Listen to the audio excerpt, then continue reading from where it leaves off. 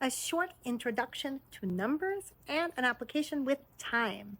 So when we start counting, our counting numbers are all done on one hand, all the way up to 1,000. So we're going to start with 1. Your palm is facing in, and it's just your pointer finger, 1. This is when we count things. So I want you to imagine pieces of candy. 1, 2, 3. I bet you expected this. This is the baseball 3, not ASL. So we're going to do 1, 2, 3, 4. Tuck in your thumb and continue with other fingers. And 5. When you finish 5, your hand flips and you're touching your pinky and thumb.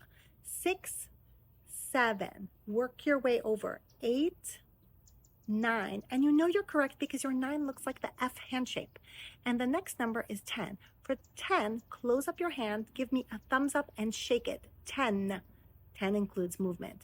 11 also includes movement. I'm going to make a fist, face it towards myself, and then my pointer finger will come up and down 2 times.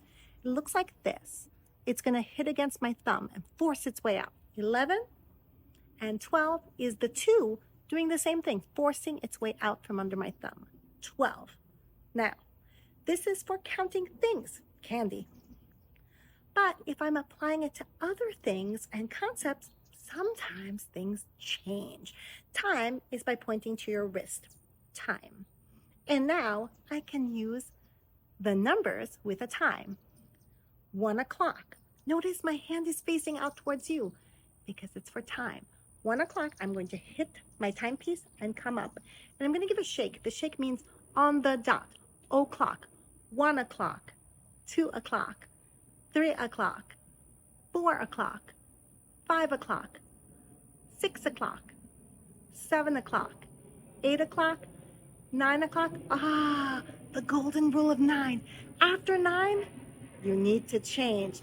Time 10, time 11, time 12.